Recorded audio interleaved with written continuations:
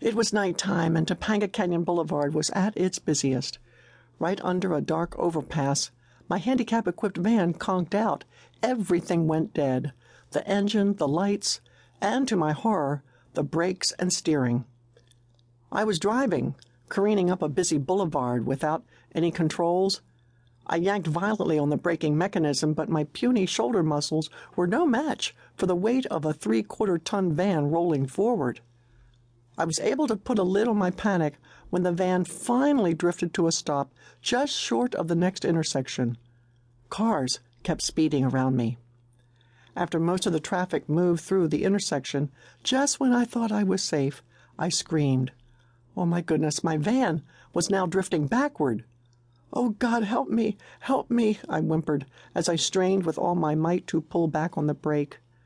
I glanced in the rearview mirror and saw the headlights of oncoming traffic barreling up the boulevard. The van continued to drift in reverse, in the dark, with no taillights. I braced myself for the sound of screeching brakes and a rear-end collision. Is this the way I'm going to die? In a fiery crash? Oh God, have you abandoned me? Just as I quit struggling and hunched over, waiting for a frightening crash, I spotted my husband's truck. I knew Ken had been driving somewhere behind me, but I did not expect him to be the first to reach me out of that pack of traffic. He suddenly came to a halt. As cars zoomed by, he jumped out of his truck, bolted into the van, and manhandled the braking mechanism to a stop. Ken then lifted me out of my wheelchair and carried me to his truck. All the while, horns honked and drivers kept flicking their high beams. Never before had we been in such danger. Weeks later, my nerves are still rattled. And when I lay my head on the pillow at night, images of what could have happened still jar me awake. Something else bothers me, though.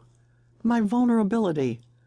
I've always leaned hard on God's protection for the helpless.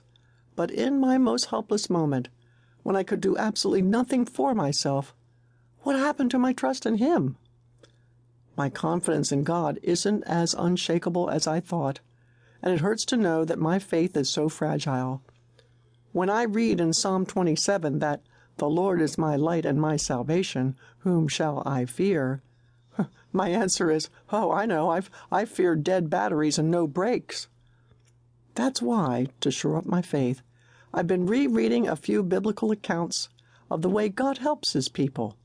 I keep coming back to the story of Jesus calming the storm. I have to admit, I used to scoff at the disciples being so afraid. What's the big deal about a storm, I used to think. So what if their boat nearly capsized? Good grief, they had Jesus right there with them, even if He was asleep. Well, I'm not so cocky anymore.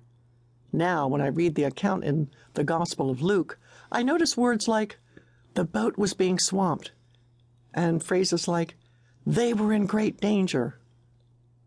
Well, there's no soft-pedaling it. The narrow escape out of that storm was a horrifying experience for each of them. Their fear was real, and their lack of trust in God, understandable. Like the disciples, I was also in great danger with my vehicle about to capsize. I was also within inches of death. Fear seized me just as it did those disciples. But I take comfort in this. Although it seemed as though God were asleep when I was at the wheel, He wasn't. He was there. And I remind myself that no matter if it's by the skin of the teeth or with miles to spare, God helps His people. If it's not their appointed time to die, God will deliver them. God will keep us. He'll help. He'll intervene, perhaps just in the nick of time. Is that too close for comfort? Maybe, but our trust in Him was never meant to be comfortable, only close. And the nick of time is close enough.